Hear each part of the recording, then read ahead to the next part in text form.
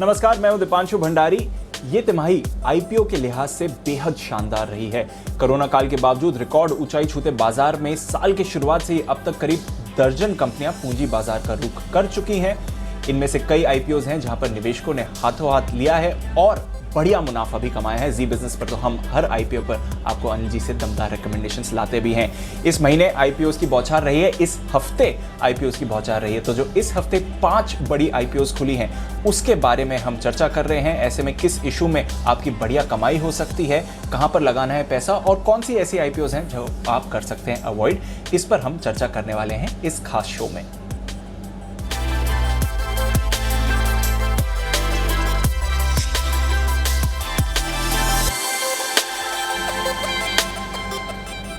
और इस खास पेशकश में हमारे साथ जुड़ रहे हैं मेरे दो सहयोगी कुशल गुप्ता और साथ ही वरुण दुबे, और ट्रेडशिफ्ट ब्रोकिंग से संदीप जैन साहब भी हमारे साथ हैं। अब हर आईपीओ पर हम चर्चा तो करते हैं, अनिल सिंह भी आपको बताते हैं कि क्या अच्छी बात है इस आईपीओ के बारे में, क्या खराब चीजें हैं, क्या आपको पैसे लगाने चाहिए और किस तरह के आप लिस्टिंग गेन्स और लंबी अवधि में गेन्स एक्सपेक्ट कर सकते हैं। पर इस हफ्ते की जो 5 आईपीओज हैं उस पर हम चर्चा करने जा रहे हैं। तो सबसे पहले जो आज आईपीओ खुला है उसी से शुरुआत करते हैं, कल्याण ज्वेलर्स। वरुण बताएं, कल्याण ज्वेलर्स क्या है इस आईपीओ की खास डिटेल्स? डेफिनेटली दीप, कल्याण ज्वेलर्स आज से खुला है और ये जो 5 आईपीओ खुले हैं ना उनमें सबसे बड़ा कल्याण ज्वेलर्स ये है, क्योंकि 1175 करोड़ के आसपास एक कंपनी जो है इस पूरे आईपीओ से जुटाने की कोशिश कर रही है। 16 मार्च यानी कि आज खुल गया है, 18 तारीख को ये आईपीओ जो है बंद हो जाएगा। इसका जो प्राइस बैंड रखा गया है वो 86 से 87 रुपीज प्रति शेयर का रखा गया है। 172 शेयर का एक लॉट है, तो 14,960 रुपए के आसपास आपको खर्च करने पड़ेंगे एक लॉट के लिए। अब देखिए, ये जो इशू है इसमें ओएफएस भी है और फ्रेश इशू भी है। करीब 800 करोड़ के आसपास का ओएफएस है और 375 करोड़ का फ्रेश इशू जो है वो ये कंपनी कर रही है। अब ओएफएस में कौन अपना स्टेक बेच रहा है, तो 2 जन स्टेक बेच रहे हैं। एक तो इस कंपनी के जो प्रमोटर है टीएस कल्याण नारायण, वो बेच रहे हैं करीब 125 करोड़ के आसपास उनको मिलेंगे। और जो हाइडेल इन्वेस्टमेंट्स है जो कि इसमें इन्वेस्टर है, वो भी अपना स्टेक बेच रहे हैं, 250 करोड़ रुपए उनको मिलने वाले हैं। एंकर इन्वेस्टर्स ने इस इशू में जम के पैसा लगाया है। एंकर इन्वेस्टर ने 385 के भाव पे मेरे ख्याल से अच्छे खासे पैसे जो है एंकर इन्वेस्टर्स ने 385 का भाव गलत भूल दिया मैंने, लेकिन एंकर इन्वेस्टर से भी इस कंपनी के जो इशू है उसमें काफी अच्छा रुझान देखने मिला है। जुटाए पैसे का 600 करोड़ के आसपास जो मिलने वाला है कंपनी को, जो 800 करोड़ मिलेगा उसमें से करीब 600 करोड़ का इस्तेमाल जो है ये कंपनी अपना जो वर्किंग कैपिटल का डेट है ना उसको कम करने में यूज करने वाली है। जो एंकर इन्वेस्टर्स की मैं बात कर रहा था, 87 के भाव पे एंकर इन्वेस्टर्स ने करीब 352 करोड़ के आसपास जुटाए हैं। अब ये कंपनी जैसे कि देखिए नाम से ही पता चलता है कि जेमसन ज्वेलरी की कंपनी है और मेरे ख्याल से टाइटन के बाद दूसरा सबसे बड़ा ब्रांड है जो कि इस पूरे स्पेस में काम करता है। 1993 में इस कंपनी की शुरुआत हुई थी। इस कंपनी के पास करीब 107 शोरूम इंडिया में है, 30 शोरूम करीब इस कंपनी के मिडिल ईस्ट में है। इंडिया के बाहर भी इसका काफी कारोबार है, खासकर मिडिल ईस्ट में। उसके अलावा भी दुनिया की बाकी करीब 30 देश है जहाँ पे इस कंपनी का कारोबार जो है वो कहीं ना कहीं फैला हुआ है, जहाँ कंपनी के कस्टमर्स है। काफी सारे ब्रांड्स है, मुद्रा, निमा, मुहूर्त, जिसके अंदर ये अपना प्रोडक्ट बेचती है। इसके अलावा कैंडल.com के जरिए ऑनलाइन भी अपनी सेल्स जो है वो करती है और माई कल्याण नेटवर्क जो है इसका काफी स्ट्रांग है, जिसके तहत कि लोकल कस्टमर जो है उनको टारगेट करती है। वहीं फाइनेंशियल्स अगर आप देखेंगे तो ठीक ठाक है। पिछले 3 साल में अगर आप देखेंगे FY 18, 19, 20 तो वही 10,000 करोड़ के आसपास कंपनी की सेल्स रही है और कंपनी का जो मुनाफा है वो काफी वेरिएबल रहा है। देखिए 141 करोड़ FY 18 में, FY 19 में लॉस कर दिया 5 करोड़ का, FY 20 में 142 करोड़ का प्रॉफिट किया, इस बार फिर 80 करोड़ के आसपास का लॉस किया। और जो इसकी ओवरऑल सेल्स है उसमें करीब जो गोल्ड ज्वेलरी है वो 76% कॉन्ट्रीब्यूट करती है, बाकी अन्य जगहों से आता है इस कंपनी का। और अगर इसको टाइटन के साथ हम कंपेयर करें तो टाइटन का ईपीएस करीब 17 के आसपास है, इस कंपनी का महज 1.5 के आसपास का ईपीएस है। तो उस लिहाज से अगर आप देखेंगे तो थोड़ा हाईली प्राइस लगता है, लेकिन नो डाउट नया आईपीओ है और काफी लंबे समय बाद कोई ज्वेलरी कंपनी है जो कहीं ना कहीं अपना आईपीओ ला रही है, तो शायद उसके चलते थोड़ा कहीं ना कहीं लोगों में उत्साह जरूर। बिल्कुल, ये इंटरेस्टिंग बात है कि लंबे समय बाद ज्वेलरी कंपनी आ रही है आईपीओ के साथ और बहुत ही कम लिस्टेड प्लेयर्स हैं इस स्पेस के जहां पर बाजार में अवेलेबल हैं। आइए जैन साहब से मैं पूछूं इसके बारे में, उससे पहले एक बार देख लेते हैं कि जी बिजनेस के मैनेजिंग एडिटर अनिल सिंघवी की कल्याण ज्वेलर्स के आईपीओ पर क्या सलाह है। एक तो ये होता है कि किसी आईपीओ को देखकर आपको लगे कि नहीं, ये में मुझे कूद के लगाना ही है पैसा, वैसा कोई इंडिकेशन नहीं आ रहा है। कंपनी की ब्रांड बहुत स्ट्रांग है, ब्रांड एम्बेसडर अमिताभ बच्चन खुद हैं, लंबे समय से हैं, नाम है कंपनी का, इसमें कोई डाउट नहीं है। ट्रैक रिकॉर्ड ज़बरदस्त है, प्रोमोटर्स को 40 साल से ज़्यादा का एक्सपीरियंस। लेकिन मुझे लगता है कि वैल्यूएशन और कम होने चाहिए, सस्ता और मिलना चाहिए आईपीओ। लेकिन फिलहाल जो मुझे दिख रहा है वो ये दिख रहा है कि मज़ा नहीं है, तो अगर आप स्किप भी कर दें तो कोई खास बात नहीं।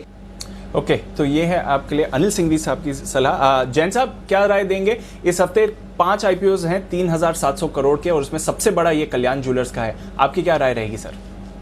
बिल्कुल, मैं अनिल जी के साथ ही जाऊंगा। अमित जी जैसे ब्रांड एम्बेसडर हो, बट फिर भी आईपीओ महंगा है, ओएफएस है, एग्जिट टू द इन्वेस्टर्स है। फिर इसको देखकर मैंने दूसरी जो अपॉर्चुनिटी क्लाइंट्स को और अपने व्यूअर्स को दी थी वो थी गोल्डियम इंटरनेशनल। और आईपीओ के दिन, बजट के दिन इस स्टॉक को उसके आसपास रेकमेंड किया था। 200 रुपए का भाव था और 350 रुपया हो गया, और उसके बाद अभी 330 पे है। तो मैं यही कहूंगा कि ज्वेलरी स्टॉक्स में वैसे भी बहुत कॉशियस रहते हैं, बहुत फूक फूक के कदम रखते हैं, बट यस, क्वालिटी बढ़िया है बट महंगा है। इसलिए मैं यही कहूंगा कि दूसरे इतने सारे आईपीओज और पैसे की मुझे पता है कि इस टाइम पे कमी रह सकती है, मार्च का महीना है, तो मौका देख के दूसरे आईपीओज में लगाएं, तो बेटर बी अवॉइडेड है। ओके, तो जैन साहब को भी ये पसंद नहीं है। अनिल सिंघवी जी ने भी कहा है कि इससे आप दूर ही रहें। तो कल्याण ज्वेलर्स, जैसे अनिल सर कह रहे थे, हाई रिस्क इन्वेस्टर्स के लिए अगर आप चाहें तो अवॉइड भी कर सकते हैं।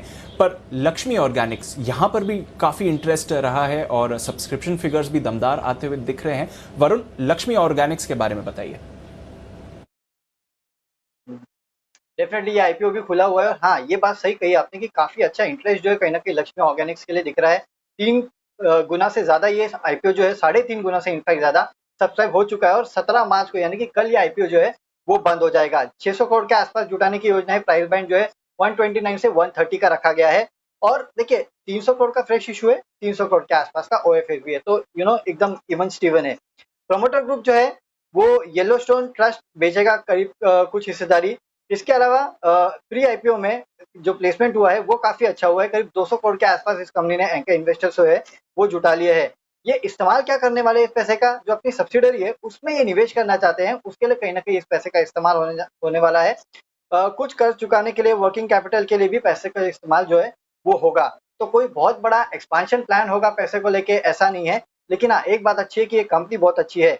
अब इस कंपनी के बारे में जानिए आप। स्पेशलिटी केमिकल में ये कंपनी कारोबार करती है और 1989 को इस कंपनी ने अपनी शुरुआत की थी।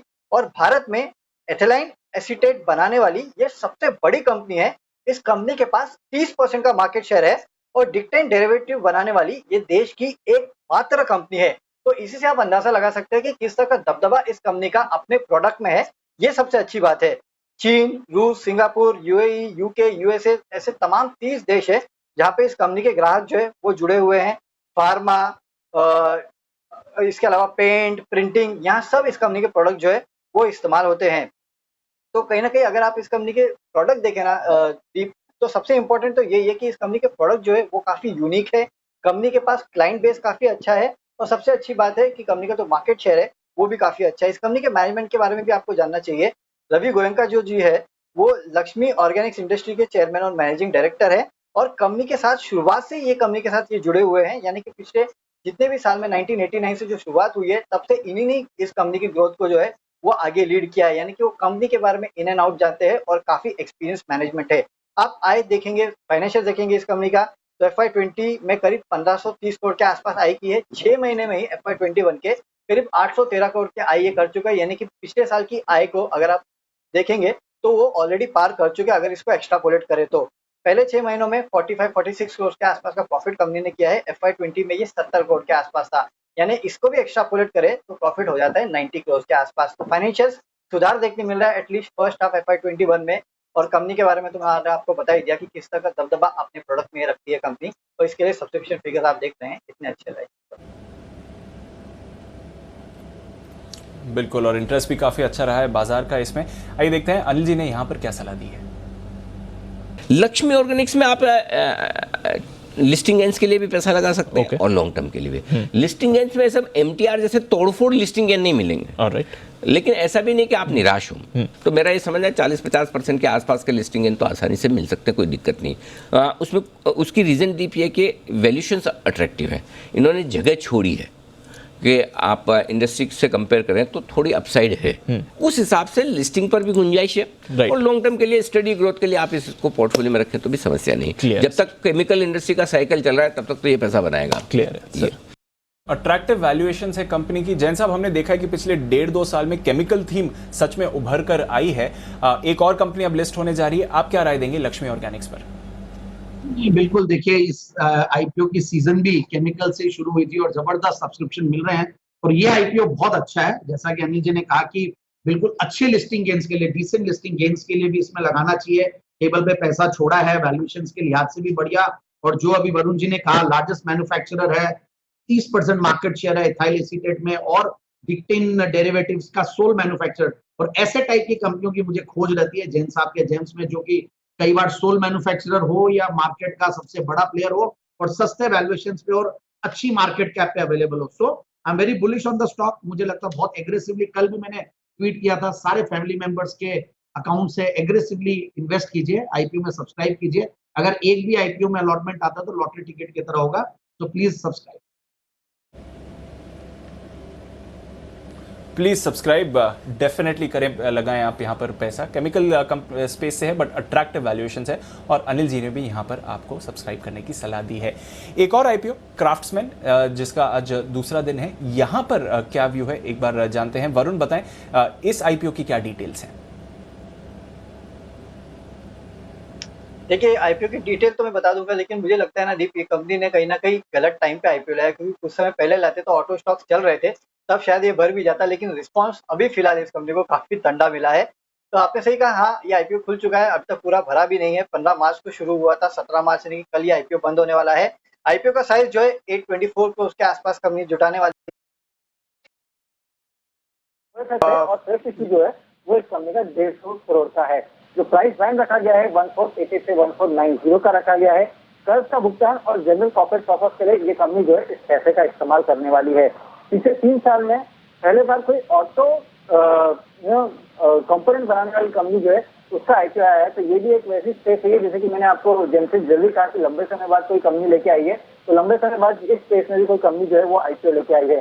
भारत में इस कंपनी के करीब 7 शहरों में कुल 12 मैन्युफैक्चरिंग फैसिलिटीज है और टॉप में कुल 12 मैन्युफैक्चरिंग फैसिलिटीज है और टॉप 10 ग्राहक में कुल आय जो है वो करीब 60% के आसपास का हिस्सा रखती है। तो प्रेजेंस अच्छा है, ग्राहक जो है इस कंपनी की क्लाइंट लिस्ट अच्छे है, लेकिन एक ही है कि टॉप 10 ग्राहक जो है वो करीब 60% के आसपास का कंट्रीब्यूशन करते हैं। ये कंपनी जो है 3 सेगमेंट में काम करती है। एक तो इंडस्ट्रियल एंड इंजीनियरिंग सेगमेंट, जहाँ पे करीब 35% के आसपास इस कंपनी के रेवेन्यूज आते हैं। दूसरा ऑटोमोटिव, पावर ट्रेन और अन्य प्रोडक्ट जो है उसका उत्पादन ये करती है और ये कंपनी का सबसे मेजर ग्रोथ ड्राइवर है, जहाँ पे 47.5% के आसपास का कंपनी का ओवरऑल रेवेन्यू आता है। इसके अलावा ऑटोमोटिव एल्यूमिनियम प्रोडक्ट जो है वो बनाने का काम भी ये कंपनी करती है, जहाँ पे करीब 17-18% के आसपास की रेवेन्यूज आते हैं। यानी कि जो 2 मेन सेगमेंट है, एक तो ऑटोमोटिव पावर ट्रेन वाला और दूसरा इंडस्ट्रियल और इंजीनियरिंग सेगमेंट जो है, यहाँ से इस कंपनी के करीब 80-90% के आसपास आय जो है वो आती है। अगर आप इस कंपनी के रेवेन्यूज और प्रॉफिट का ट्रेंड देखेंगे, प्रॉफिट मार्जिन का, तो आपको समझ में आएगा कि FY18 में करीब 1400 करोड़, FY19 में 1800 करोड़ और FY20 में फिर 1500 करोड़ के आसपास की आय कंपनी ने की है। यानी कि आय में वॉलेटिलिटी है, लेकिन फर्स्ट 9 FY21 में करीब 1000 करोड़ के आसपास की आय कंपनी ने की है। इसको भी अगर आप एक्स्ट्रापोलेट करेंगे तो दीप मेरे ख्याल से 1200-1300 करोड़ के आसपास की आय इस कंपनी की आएगी। हाँ, हालांकि मार्जिन में कंपनी के लगातार सुधार हुआ है। FY18 में जो 19.9% के आसपास था, वो अब बढ़ के करीब 28.1% आया। यानी कि ये कंपनी मार्जिन पे जरूर फोकस कर रही है, लेकिन बिजनेस बढ़ाने में शायद इस कंपनी का फोकस नहीं है और इसके लिए आप देख रहे हैं कि ज्यादा इंटरेस्ट भी लोगों का इस कंपनी में नहीं। बिल्कुल, और ज़्यादा इंटरेस्ट भी अब तक तो एटलीस्ट नहीं आया, पर देखते हैं किस तरह का फाइनल सब्सक्रिप्शन होता है। देखते हैं अनिल जी का क्या कहना है क्राफ्ट्समैन ऑटोमेशन पर। ऐसी बहुत सारी आपको ऑटो एंसिलरी कंपनियां मिल जाएगी जिनके वैल्यूएशन सस्ते हैं। सो एकदम शॉर्ट टर्म के लिहाज से सोच रहे हैं, अवॉइड। लॉन्ग टर्म के लिए only high risk taking investors वो लें। कंपनी का क्लाइंटल बहुत स्ट्रांग है, 30 साल का ट्रैक रिकॉर्ड है, वैल्यूएशंस रीजनेबल है, वो लॉन्ग टर्म में काम आ सकते हैं। शॉर्ट टर्म में एक नेगेटिव जो है वो बड़ा है, डेट बहुत ज़्यादा है, 700 करोड़ का डेट दिख रहा है जी। तो ठीक है, लॉन्ग टर्म और वो भी हाई रिस्क इन्वेस्टर्स, ये तो अनिल जी सलाह दे रहे हैं। जैन साहब, ऑलरेडी काफ़ी क्राउडेड स्पेस है और उसमें एक और ऑटो एंसिलरी आ रही है, आपकी क्या राय है सर क्राफ्ट्समैन पर? देखिए, इंडस्ट्री भी क्राउडेड है और आईपीओस का भी बहुत जबरदस्त मेला लगा हुआ है, तो पैसे की तो कमी रहेगी। ऐसा है नहीं कि सबके पास बहुत पैसे और आईपीओस में सारे में लगाए। इसमें भी जो हम लोग भी अब कैलकुलेशंस लगा रहे थे हमारे रिटेल क्लाइंट्स के लिए, तो जो नजारा का आईपीओ आएगा तब आप इजी ट्रिप का जो पैसा फ्री होगा इसमें लगा सकते हैं, बाकी लक्ष्मी ऑर्गेनिक्स के लिए भी रखना है। तो जो अनिल जी ने कहा कि देखिए ओनली हाई रिस्क इन्वेस्टर्स और जिनके पास स्पेयर फंड्स पड़े हैं, लगाना है, चांस लेना, और लिस्टिंग वाले दिन अगर मार्केट बढ़िया रहे तो चल जाए। बाकी ऑटो इंसलरी में बहुत सारे ऑप्शंस अवेलेबल है, हमने बहुत सारे नाम बताए हुए भी और सस्ते वैल्यूएशंस पे। बस यही है कि नाम बहुत बढ़िया है, क्राफ्ट्समैन ऑटोमेशन नाम में बहुत बढ़िया हुआ है। बाकी मैं यही कहूंगा कि एक बार अवॉइड किया जा सकता है, दूसरे ऑप्शंस पे हम दिमाग लगाएंगे। तो ओनली लॉन्ग टर्म इन्वेस्टर्स अगर स्पेयर पैसा है वो लगा सकते हैं, बाकी बेटर है कि अवॉइड। ओके, तो बेटर है अवॉइड करें, बेहतर ऑप्शन है। और स्पेशली इस हफ्ते जहां पर आईपीओस की बहार है, आईपीओस की बहार की बात करिए, और सबसे ज़्यादा एक्साइटमेंट जो बाजार में बन रहा है वो है नज़ारा के आईपीओ को लेकर। तो चलिए अब नज़ारा पर ही फोकस करते हैं। कल खुलने वाला है ये इशू और कुशल हमारे साथ है बताने के लिए इस आईपीओ के डिटेल्स। कुशल, बताएं नज़ारा की खास बातें क्या हैं? बिल्कुल, और कल इस नज़ारा टेक्नोलॉजीज़ के आईपीओ पर आपको नज़र रखनी है। और यहाँ पर 19 तारीख तक ये आईपीओ जो है खुला रहेगा और इसकी जो प्राइस बैंड है वो 1110 से 1101 रुपये प्रति शेयर रखी गई है। और यहाँ पर अगर आप देखिए तो जो लॉट साइज़ है वो 13 रुपये प्रति शेयर का है, 13 शेयर का है। और न्यूनतम निवेश जो है वो 14,313 रुपये का आप कर सकते हैं। कुल इशू साइज़ देखेंगे तो करीब 583 करोड़ का है और ये पूरा का पूरा जो है जो इशू साइज है वो ओएफएस के जरिए आपको दिया जाएगा। इसमें यहाँ पर कंपनी का कारोबार आपको बता दूँ, कंपनी जो है ऑनलाइन गेमिंग में है और साथ ही जो लर्निंग एप्स है ये वो बनाती है। और यहाँ पर 1999 यानी कि सन करीब 2000 से जो है इस कंपनी की शुरुआत हुई थी और तब से यहाँ पर इन्होंने काफ़ी बड़ा एक्सपेंशन किया है। भारत, अफ्रीका, दक्षिण पूर्व एशिया, अरब और लैटिन अमेरिका तक जो है इन्होंने अपने कारोबार का विस्तार किया है। और सबसे इंटरेस्टिंग बात इसमें अगर आप देखें तो यहाँ पर राकेश झुंझुनवाला जी ने जो दिग्गज निवेशक हैं उनके पास करीब 11% इसमें हिस्सेदारी है। और यहाँ पर साल 2018 में इन्होंने 180 करोड़ रुपए का निवेश किया था। साथ ही अगर आप देखें तो आईएफएल ग्रुप जो है उनकी भी करीब 20% इसमें हिस्सेदारी है। और कंपनी का जो मंथली एक्टिव यूज़र बेस है ये FY20 में जो करीब 4 करोड़ के पास था, वहाँ पर अब देखें 9 मंथ्स FY21 में ऑलमोस्ट 6 करोड़ तक जो है ये जाता हुआ नजर आया है। तो क्या करीब 45-50% की स्पाइक आपको मंथली एक्टिव यूजर्स में देखने को मिली है। यही नहीं, अगर आप आय का योगदान भी देखें तो भारत से करीब अगर आप FY20 के फिगर्स देखें तो 60% ये आय आती है। साथ ही दक्षिण पूर्व एशिया और उत्तर अमेरिका से करीब दोनों मिलाकर 25% रेवेन्यू जो है इनका वहाँ से भी आता हुआ नज़र आता है। आय का ट्रेंड देखें तो FY18-19 में 170 करोड़ रुपए की आय थी। FY20 में यहाँ पर काफ़ी सिग्निफिकेंट जंप देखने को मिला, 248 करोड़। और सितंबर 20 तक यानी कि 6 मंथ्स FY21 तक है, फर्स्ट हाफ तक आपको ऑलमोस्ट 200 करोड़ की आय ऑलरेडी देखने को मिल चुकी है। और ये इसलिए क्योंकि जो पेंडेमिक का इम्पैक्ट हुआ था उस वजह से यहाँ पर इनके यूज़र बेस भी बड़े हैं और साथ ही जो कंपनी की आय है वहां पर भी हमें सिग्निफिकेंट उछाल देखने को मिला है। तो नज़ारा टेक्नोलॉजीज पर ये सारी डिटेल्स थी हमारे पास। बिल्कुल, और नज़ारा पर बाजार का इंटरेस्ट भी बहुत है। जैन साहब, आप भी इसके बारे में काफ़ी एक्साइटेड हो रहे थे, बताएं सर क्या राय देंगे नज़ारा के लिए? बिल्कुल बिल्कुल, देखिए नजारा पे पूरी नजर बना के रखनी चाहिए और जबरदस्त नजारा देखने को मिलेगा लिस्टिंग वाले दिन भी। सो एग्रेसिवली लगाएं। ये जो भी 6 आईपीओ भी चल रहे हैं उनमें से लक्ष्मी ऑर्गेनिक्स और नजारा इन दोनों भी बहुत एग्रेसिवली राय दे रहे हैं। और जिस तरीके के ग्रे मार्केट्स में भी धूम मची हुई है, जो वेबसाइट्स पे दिखता है प्रीमियम्स को लेकर भी, तो मुझे लग रहा है कि काफी माहौल बना हुआ है। तो वन मस्ट अप्लाई। और ये सेगमेंट में बहुत दमखम है और क्योंकि काफी इन टाइप के जो थीमेटिक स्टॉक्स होते हैं उनको मार्केट काफी वेलकम करता है। फिर राकेश झुनझुनवाला जी का नाम जुड़ा हुआ है, बड़े बड़े दिग्गज इन्वेस्टर्स है। So overall, I'm quite bullish. बिल्कुल लगाना चाहिए। Apply to all your family members demat account. बिल्कुल, और गेमिंग स्पेस में एक और लिस्टेड कंपनी अब आपके लिए अवेलेबल होगी। आइए देखते हैं नज़ारा और साथ ही इसके साथ जो कल सूर्योदय स्मॉल फाइनेंस का आईपीओ खुल रहा है, इन दोनों पर अनिल जी ने आपके लिए क्या सलाह दी है?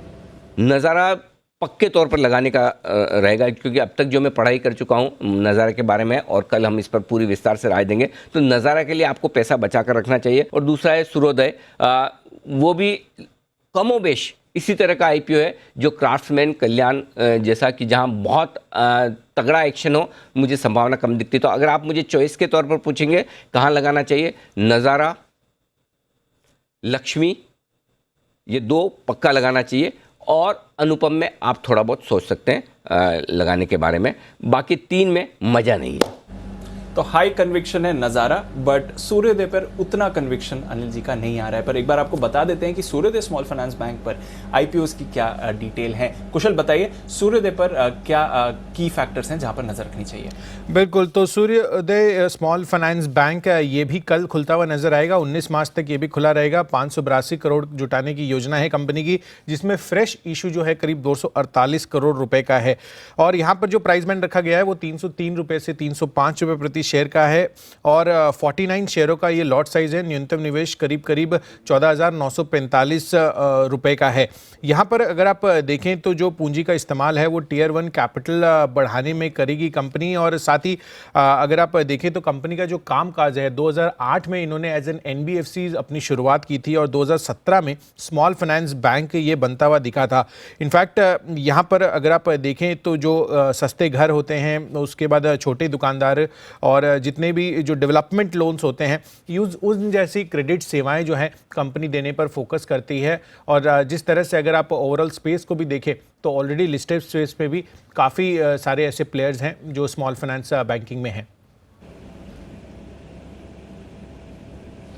ओके, तो काफ़ी लिस्टेड प्लेयर्स ऑलरेडी हैं फाइनेंशियल स्पेस से। एक और नाम आ रहा है, जैन साहब, यहाँ पर कोई एक्साइटमेंट या आपकी तरफ से भी अवॉइड ही है? एक्साइटमेंट नहीं है। देखो, मी टू आईपीओ है, ऑलरेडी बहुत सारे स्पेस में लिस्टेड है। दूसरी बात ये कि देखिए, आईपीओ में भी ऑप्शंस है, लिस्टेड स्पेस में भी ऑप्शंस है। और तीसरा, डीमॉन और कोविड के बाद ये जो सेगमेंट है, यहाँ पे काफी बड़ी बड़ी मतलब ये रिस्क देखने को मिली है। मुझे लगता है कि और कोई आगे आने वाले दिनों में कुछ आ जाए। और वापस से देखिए, ऑलरेडी नागपुर और कई जगह जिस तरीके का महाराष्ट्र में माहौल बन रहा है, तो मुझे डर लगता है कि मैं थोड़ा दूरी बनाए रखूंगा। बाकी आज मेरा जो फेवरेट शो था न्यूज पे व्यूज, उसमें मैंने मैनेजमेंट को सुना। इट वाज वेरी एनकरेजिंग, सब कुछ बढ़िया था। बट मैं यही कहूंगा कि इतने सारे ऑप्शंस है तो मैं थोड़ा सा अवॉइड करने की राय दूंगा। तो बेसिकली जो अनिल जी ने कहा उसको मैं अगर समराइज करूं तो मेरी भी साथ सेम चीज जारी है, नजारा, लक्ष्मी ऑर्गेनिक्स एंड अनुपम रसायन। बस ये 6 में से। ओके, तो ये 3 ज्यादा बेहतर है। जैन साहब, वन वर्ड आंसर बिटवीन नजारा एंड लक्ष्मी, हायर कन्विक्शन आपका किधर है? हाँ, देखिए, मुझे लगता है कि देखिए नजारा और लक्ष्मी में मुझे लगता है कि लक्ष्मी में फिर भी लगा सकते हैं, क्योंकि वहां पे मैं जस्ट एक्चुअली कई बार क्या होता है, आपको सब कुछ देखना पड़ता है। तो ग्रे मार्केट्स भी देख रहे थे, तो वहां पे पर एप्लीकेशन की भी रेट्स आ रही है, तो इसका मतलब अलॉटमेंट्स के भी चांसेस हो सकते हैं। सो ओवरऑल मुझे लगता है कि दोनों ही अच्छे हैं, कोशिश करके दोनों में लगाएं, बट फिर भी लक्ष्मी में लगा लें। तो मतलब बहुत डिफिकल्ट आंसर है ये, बट मैं फिर भी हिम्मत कर रहा हूँ करने की, तो लक्ष्मी में। ओके, तो लक्ष्मी ओवर नज़ारा, बट वैसे दोनों पसंद है। और अनिल जी ने भी कहा है कि अग्रेसिवली इन दोनों पर नजर रखें, और अनुपम रसायन पर भी अगर आप चाहें तो थोड़ा पैसा लगा सकते हैं। बहुत बहुत शुक्रिया जैन साहब हमारे साथ जुड़ने के लिए और इन सभी आईपीओस के बारे में अपनी राय देने के लिए। कुशल, वरुण, आपका भी बहुत बहुत शुक्रिया इन सभी आईपीओस के बारे में हमें डिटेल्स देने के लिए। छोटा सा ब्रेक लेते हैं, ब्रेक के बाद भरपूर मार्केट एक्शन आपके लिए बस 2 मिनट में लौटेंगे हम।